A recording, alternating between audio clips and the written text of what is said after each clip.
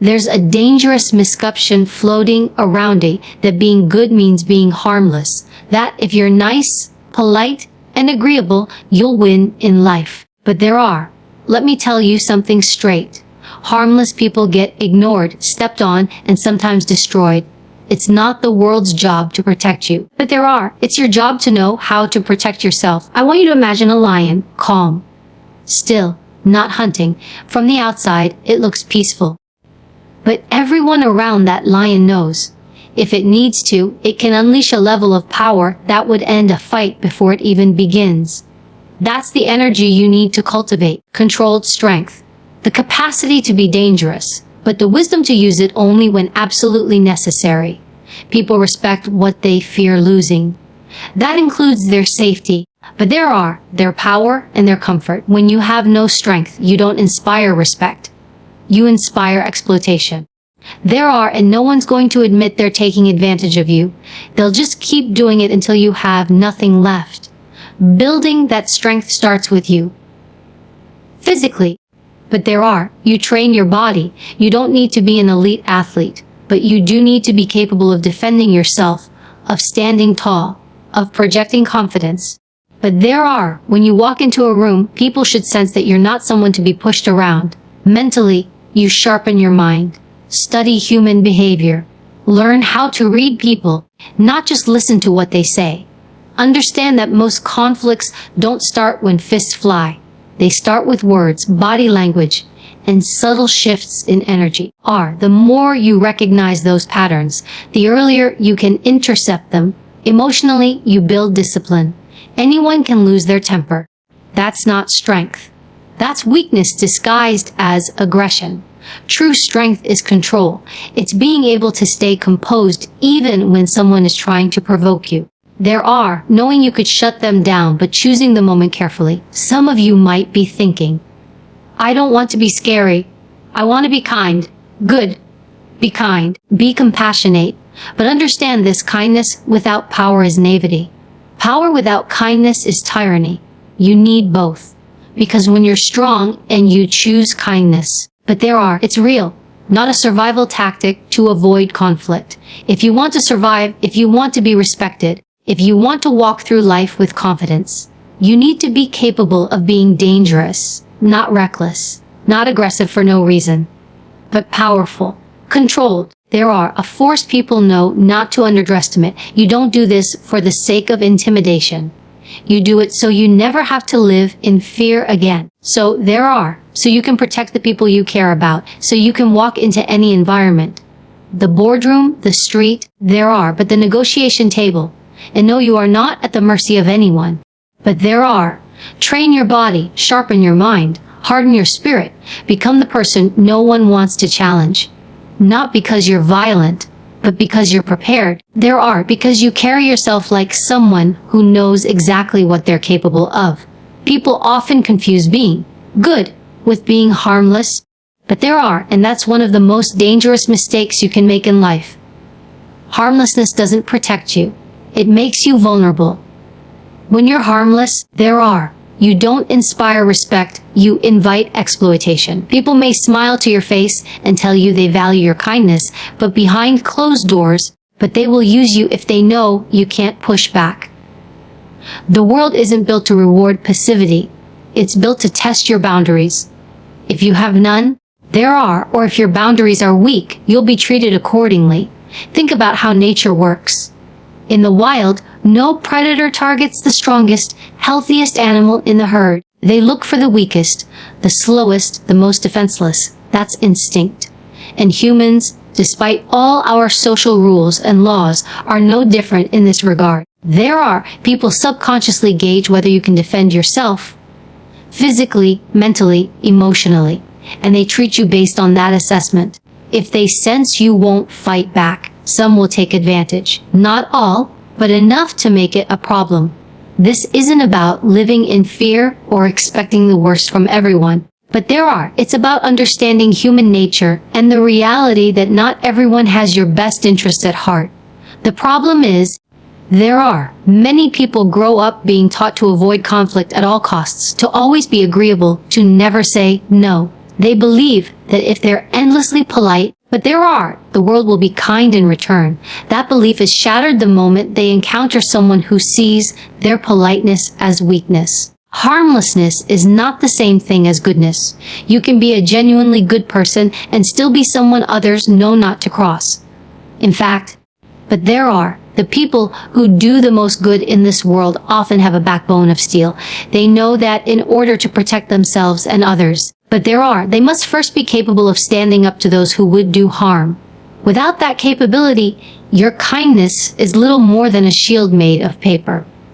It might look nice, but it will crumble the moment it's tested. The truth is, the more harmless you are, the more likely you are to be put into situations where you feel powerless.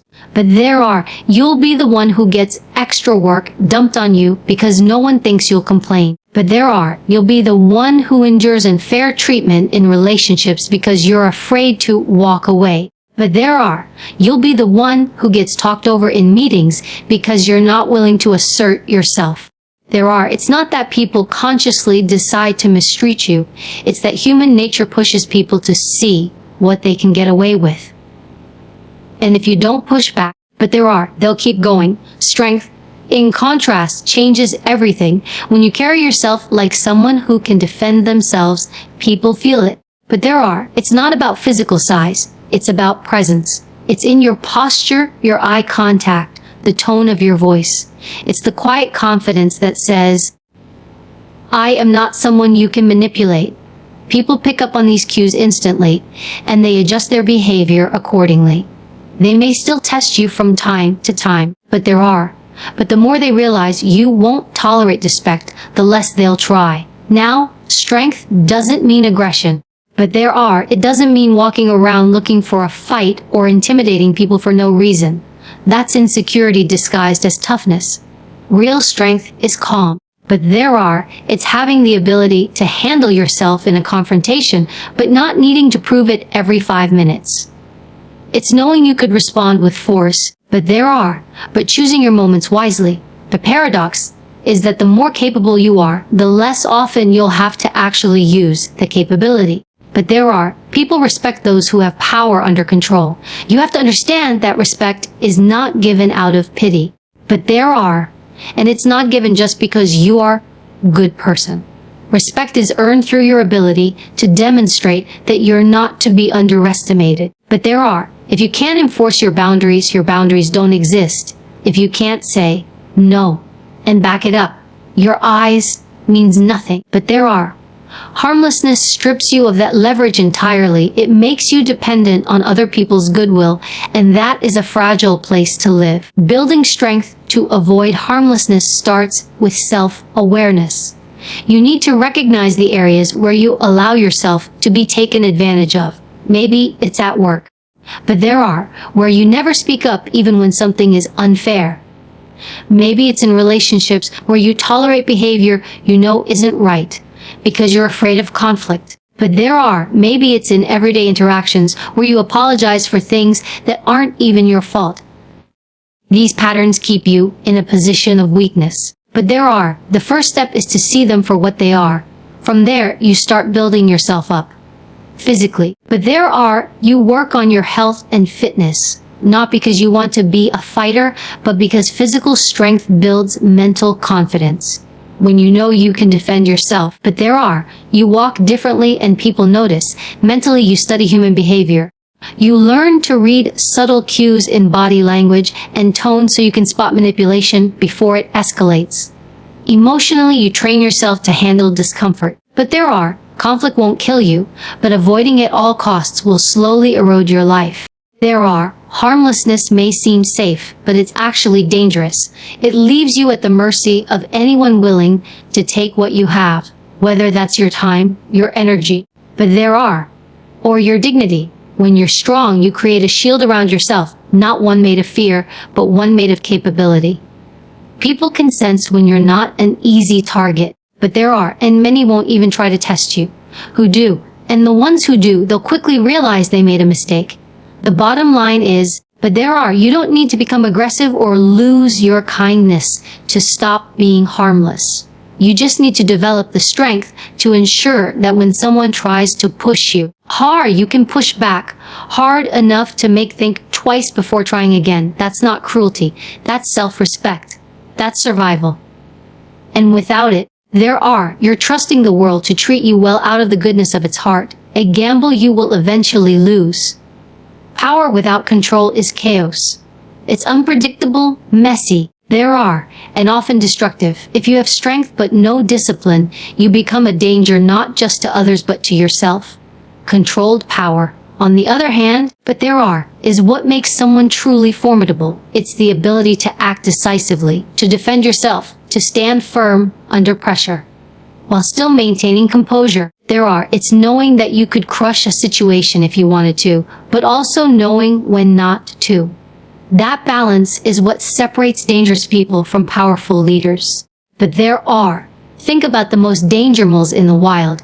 The apex predators aren't running around attacking anything that moves. They conserve their energy. They choose their targets. They wait until the moment is right, and when they move, they do it with precision and efficiency.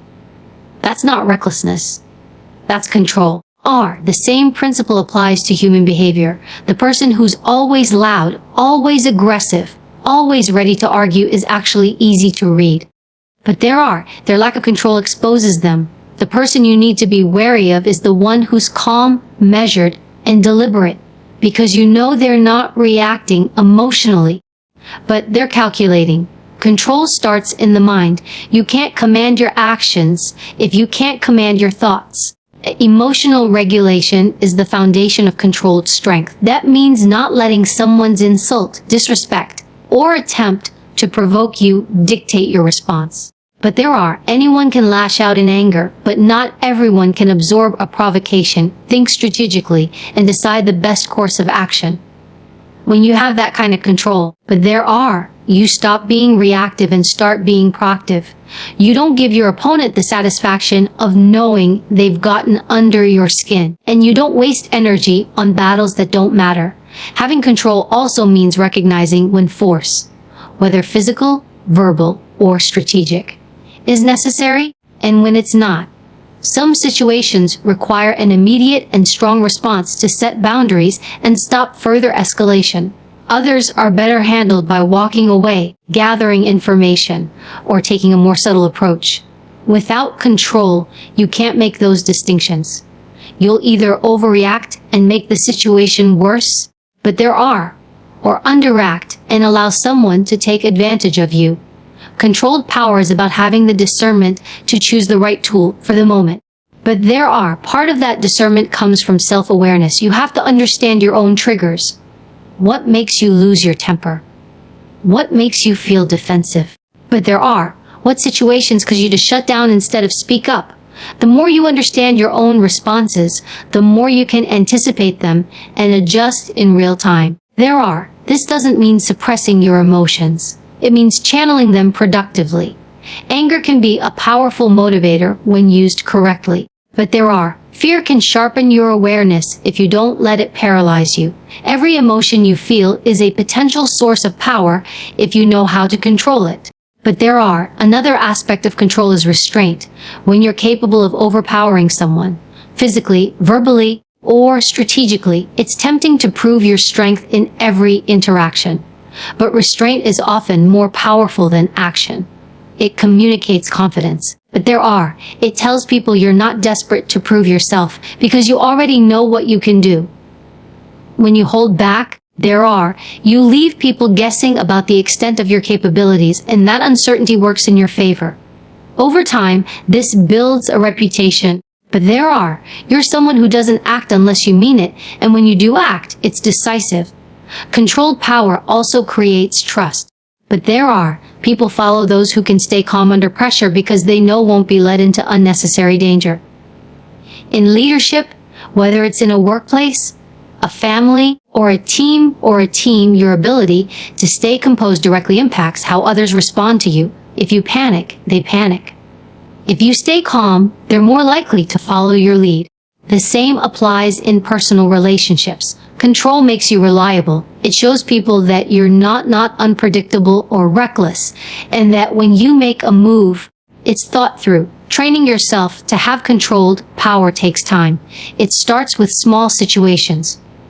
Maybe someone cuts you off in traffic. But instead of honking aggressively or yelling out the window, you take a breath and let it go. Not because you're weak, but because you've decided that your energy and focus are better spent elsewhere. Maybe at work, a colleague tries to undermine you in a meeting. Instead of firing back immediately and creating a scene, you note what happened, gather your facts, and address it strategically with the right people afterward. These small acts of control build the habit, so when a truly high-stakes situation comes, your instinct is to think first and act second. This kind of control doesn't dull your strength, it amplifies it. Imagine two people in a conflict. One is red-faced, shouting, visibly agitated. The other is calm, steady, speaking with purpose. Who do you think has the advantage? The one who's in control, because they're not wasting mental bandwidth on emotional outbursts. But they can think clearly, adapt to the situation, and choose the exact moment to strike, if they even need to strike at all. But it's important to remember that control doesn't mean inaction. Some people mistake composure for passivity. But controlled power is still power. It's just directed with precision. When the moment calls for it, you act decisively and with full force. The difference is, you're not swinging wildly hoping to land a hit. You're taking the exact shot you know will end the conflict. And because you don't lash out unnecessarily, your actions carry more weight when you do take them. People will remember those moments. Ultimately, controlled power is about living with intention. It's about not letting the world dictate your reactions or emotions. It's about being the person others look at and think, great, they could end this if they wanted to, but they're choosing not to. That's where real respect comes from. But it's not just about having the strength. It's about having the wisdom to use it sparingly and effectively.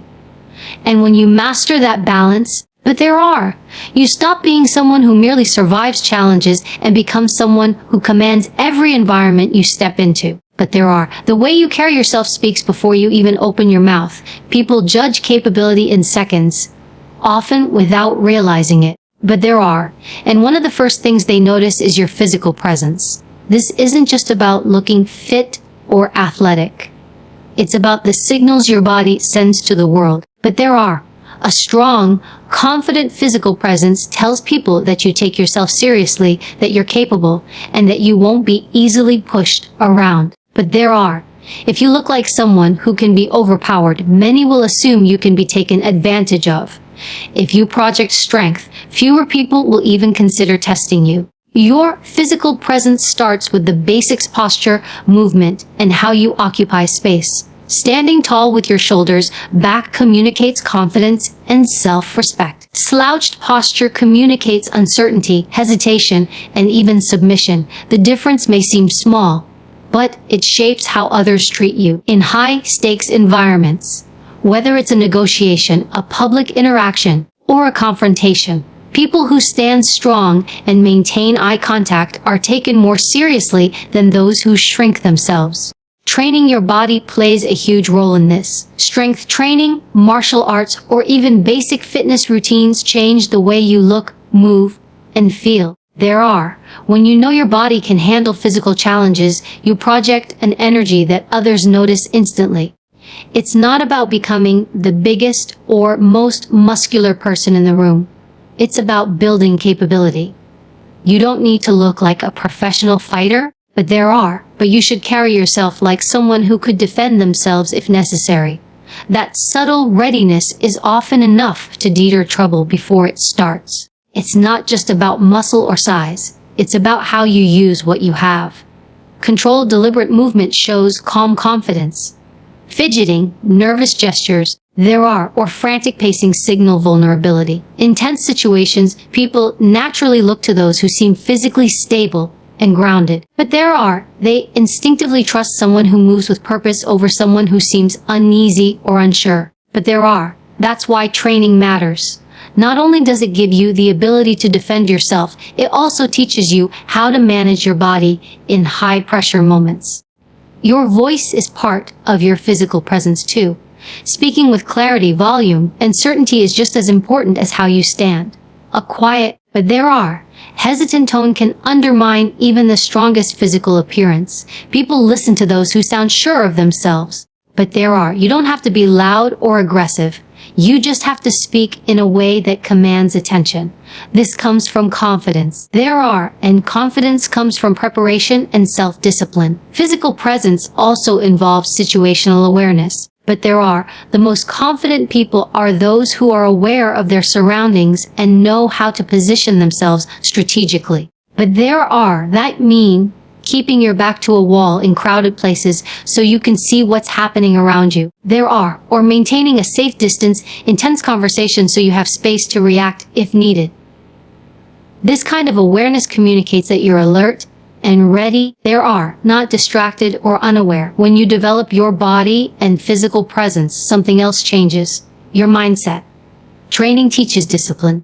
It forces you to push through discomfort, stay consistent, and face challenges head-on. Those qualities spill over into every part of your life. But you become more resilient not just physically, but mentally and emotionally. The more capable you feel, the more your body language reflects it. But and the more people pick up on it. There's also a protective psychological effect. People who project strength are often treated with more respect, even by strangers. But this isn't about intimidation. It's about signaling that you value yourself enough to take care of your body and stand with confidence. In the same way that predators in nature avoid animals that look healthy and strong, people to avoid conflict with those who clearly take care of themselves. A strong physical presence can change the outcome of everyday situations. Imagine walking into a job interview looking tired, slouched, and unsure. You'll have to work harder to prove yourself verbally. Now imagine walking in with upright posture, steady eye contact, and a firm handshake. Before you even speak, you've already earned a degree of respect. The same principle applies to social interactions, negotiations, and even potential conflicts on the street. But this isn't something you can fake for long. Real presence comes from real capability. That's why training is non-negotiable. But whether it's lifting weights, practicing self-defense, or simply committing to daily movement, you're not just building muscle, you're building the foundation for how you carry yourself in the world. When you know you've put in the work, you naturally stand taller, but move with purpose and speak with more certainty. It's worth mentioning that your physical presence should align with control. But being strong without being grounded can make you seem aggressive or unpredictable, which often backfires. But the goal is to combine strength with composure, looking like someone who can handle themselves, but who also has no need to prove it unnecessarily. But that balance earns you respect rather than fear, and it opens doors rather than closing them. For many, but the journey to building a strong physical presence starts with small changes. Correct your posture. Make eye contact in conversations. Speak clearly instead of rushing your words. Then add consistent physical training into your routine, even if it's just body weight exercises at first. Over time, you'll notice the shift, not just in how you look and feel, but in how people respond to you. But ultimately, your physical presence is your first line of communication with the world. Long before you share your ideas, make your case, or stand up for yourself in words. Great, but people are reading your body and deciding how to treat you. If you want respect, you have to present yourself as someone who deserves it. But that starts with taking responsibility for your body, your posture, your movements, and the way you occupy space. When you combine physical readiness with calm, controlled confidence, you send a clear messaging you are not someone to be underestimated. Your mind is your sharpest weapon. But most people never train it to its full potential. They train their bodies, they practice their skills, but when it comes to sharpening their mental edge, There are, they leave it to chance. The truth is, mental sharpness is what allows you to navigate complex situations, read people accurately, and stay 2 steps ahead in any interaction. But there are, without it, physical strength and good intentions can only take you so far. Being mentally sharp means you see the game before it's played, and that ability changes everything. It starts with observation. Most people only listen to words, but words are the least reliable indicator of truth. People lie. They omit details. They tell you what they think you want to hear. But the body rarely lies. A flicker of hesitation, a shift in tone. But a change in breathing. These are the signs that reveal what someone is really thinking. But training yourself to notice these subtle cues gives you an advantage in every area of life. Whether it's spotting dishonesty in a negotiation, sensing tension in a conversation before it escalates, or recognizing when someone's confidence is just a front. To sharpen your mind, you have to slow down and pay attention. But most of us rush through interactions, already planning what we're going to say next instead of really absorbing what's happening in front of us. But the people who truly understand others are the ones who can quiet their own inner noise long enough to listen, watch, and analyze without distraction. That means making eye contact, reading facial expressions, noticing changes in body language, and listening not just to what's being said, but to how it's being said. Mental sharpness also requires preparation. You can't walk into high-stakes situations hoping you'll figure it out on the spot. You need to gather information ahead of time. But understand the dynamics at play and anticipate possible outcomes. That way, you're not just reacting, you're directing the flow. This applies in everything from business to personal relationships. If you know what motivates someone, what they fear, and what they value. But you can shape your communication to influence the outcome in your favor. A critical part of being mentally sharp is pattern recognition. Human behavior is remarkably predictable once you've seen enough of it. People repeat patterns, sometimes for years, without realizing it. But if you can spot those patterns early, you can predict their next move and prepare accordingly. This is why experience is so valuable. But the more situations you've been in and the more people you've observed, the better you get at recognizing familiar scenarios and knowing how to handle them.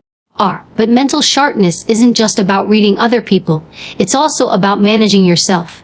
Stress, fear, and anger can cloud judgment faster than anything else. If you can't keep your own emotions in check, you can't think clearly enough to read a situation accurately. Emotional discipline gives you the ability to pause, assess, and act strategically instead of impulsively. It's the difference between saying something you regret in a heated moment and using that moment to gain the upper hand.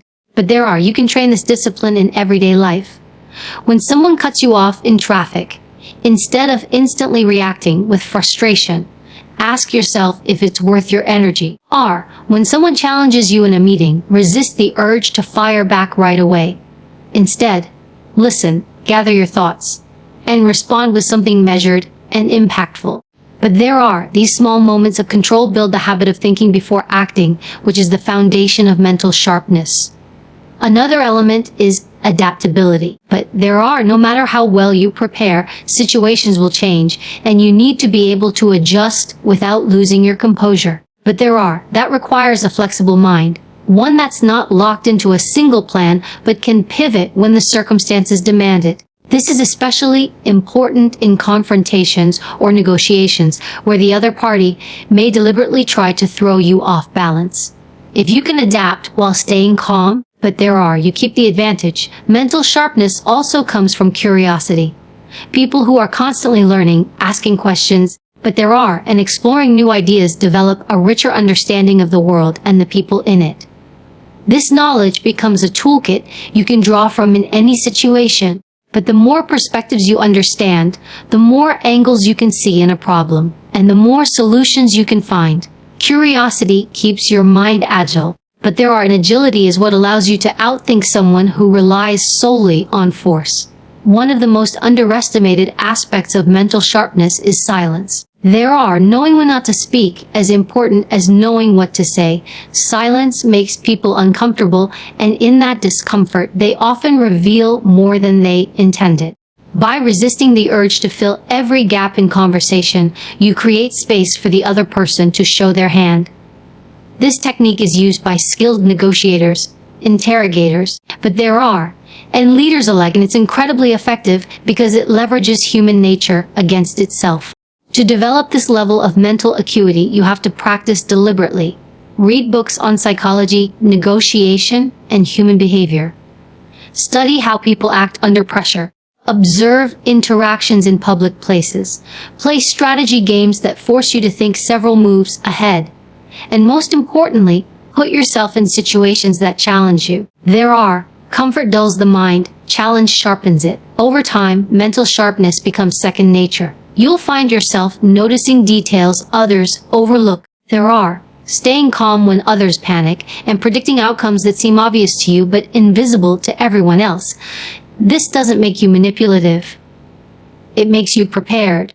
But it allows you to protect yourself, influence situations, and lead effectively because you're not stumbling in the dark, you're moving with intention. But when you combine mental sharpness with physical presence and controlled strength, you become very hard to deceive or intimidate. But people sense when they're dealing with someone who sees through them, and that awareness often changes their behavior for the better. It's not about being suspicious of everyone. It's about being equipped to handle anyone. That's the real value of a sharp mind, though. It gives you clarity, control. But and confidence in a world that often rewards the prepared over the well-meaning. Many people believe that kindness alone is enough to earn them respect. But that belief is flawed. Kindness without the ability to protect yourself is often mistaken for weakness. But when people sense that your kindness from fear of conflict or a desire to avoid confrontation, it loses its weight.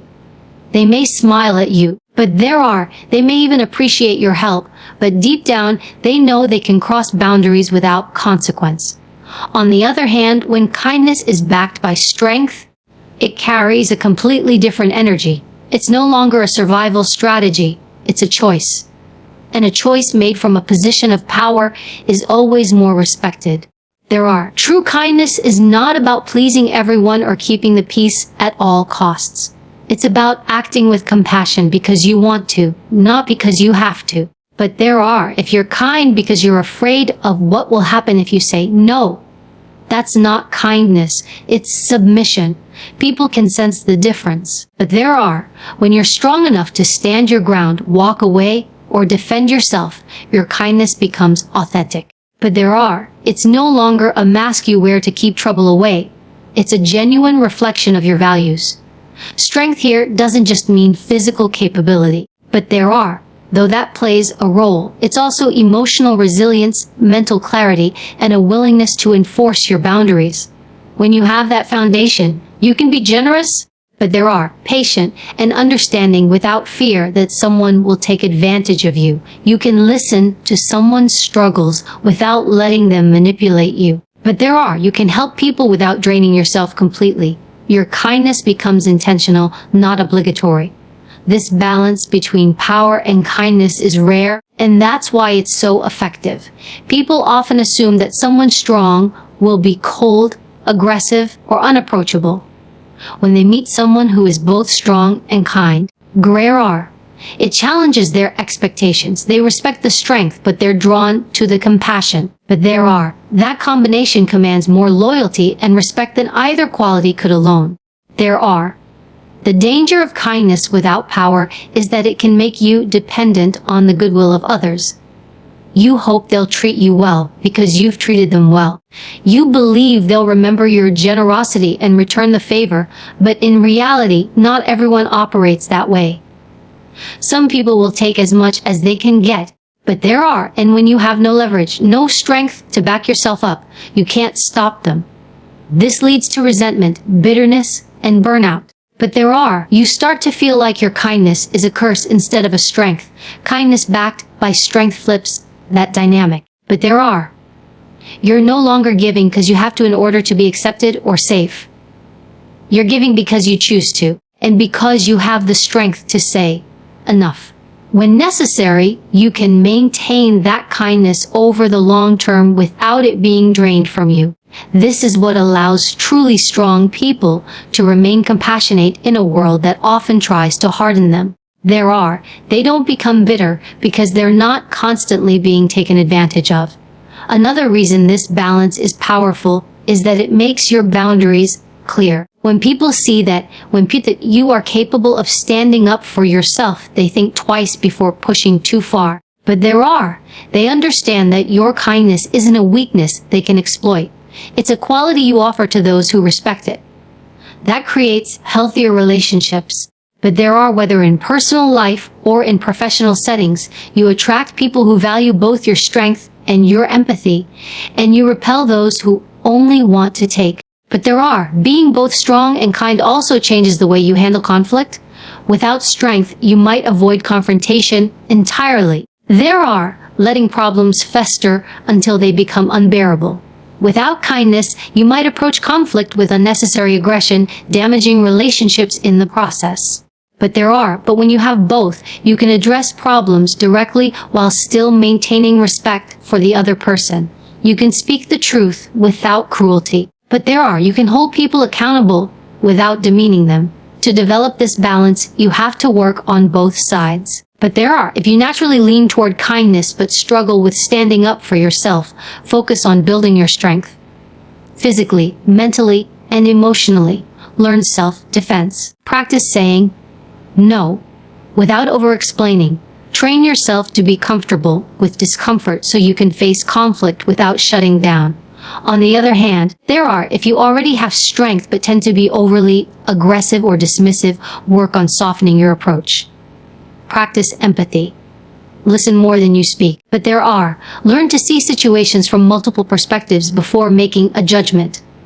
It's important to understand that strength doesn't diminish kindness. It protects it. But when you know you can defend yourself, you're not constantly on guard, and you don't have to view everyone as a potential threat. But you can approach people with openness because you know you have the means to handle things if they go wrong. This makes your kindness more sustainable and more genuine. Our kindness without power often leads to a life of avoidance. You avoid saying no, avoid setting boundaries, avoid confrontation. But strength without kindness can lead to isolation. People may respect you, but they won't trust or connect with you. But when you put them together, you create something that people instinctively respond to. They feel safe around you, but they also know they can't take liberties with you. That's the sweet spot. But one of the most telling signs of kindness backed by strength is that it doesn't need validation.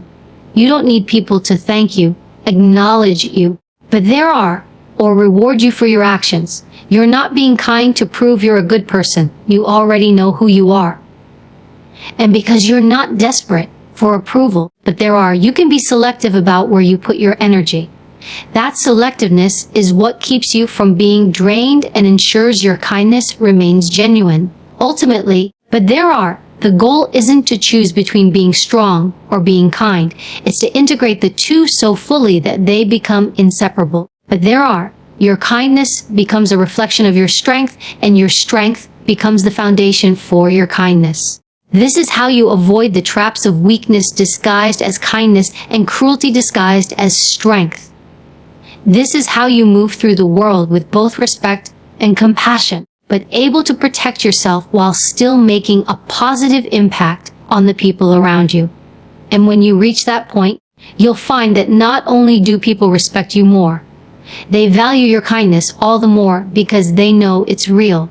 Strength, control, presence, mental sharpness. But and kindness backed by power are not separate qualities, they're parts of the same structure. Each one reinforces the others, creating a foundation that's unshakable. But without strength you can't enforce your boundaries.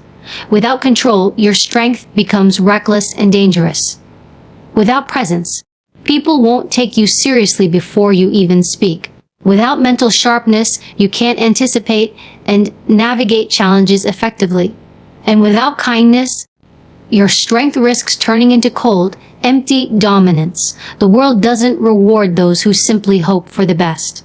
It rewards those who are prepared, but there are those who can navigate both chaos and calm with equal confidence. You don't develop these traits by accident. You build them deliberately. There are through consistent effort and intentional practice. Every day offers opportunities to strengthen your body, refine your control, sharpen your mind, but there are and practice kindness from a position of choice rather than obligation. Over time, these small, but there are repeated actions transform not only the way you see yourself, but the way the world responds to you. The reality is that life will test you.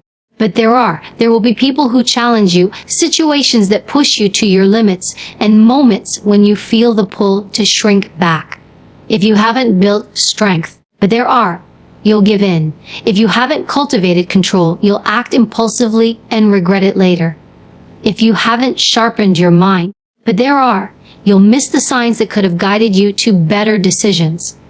And if you've abandoned kindness, you'll lose the ability to inspire trust and connection in the people who matter. By embodying all these qualities, you create balance. You're capable of defending yourself, but wise enough to know that not every fight is worth engaging in. You can walk into any room with confidence, knowing you have both the physical presence and the mental acuity to handle whatever comes your way. You can deal with difficult people without being dragged down to their level. And most importantly, you can extend kindness freely without fear of it being mistaken for weakness because you have the strength to protect it. This balance is rare, which is why it stands out. People notice when someone has the capacity to be dangerous but chooses not to be. They notice when someone carries themselves with confidence but treats others with respect. That combination inspires trust, commands respect, and builds influence in a way that raw power or pure kindness alone never could. The goal isn't to intimidate or dominate. It's to become the kind of person who can walk through life without fear, who can stand up for themselves and others, and who can remain grounded no matter what storms come. This is the kind of strength that's unshakable because it's rooted in more than just muscle or words. It's rooted in discipline, self-awareness, and an unyielding commitment to growth. When you embody that, you don't just survive in the world. You shape it. You stop being at the mercy of others, and you start setting the tone for how you will be treated, not through threats, but through the undeniable presence of someone who is both powerful and principled.